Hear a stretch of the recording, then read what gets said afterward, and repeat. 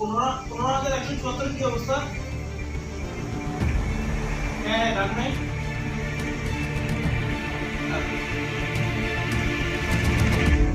TV কি আজকে শেষ হবে?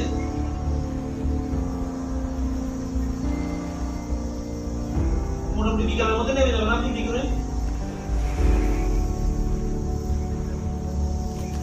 আচ্ছা ঠিক আছে। টিভি দেখবেন শেষের দিকে। আচ্ছা ঠিক আছে। মোটামুটি আজকের মধ্যে এক্সপোজিং নিয়ে নামবে।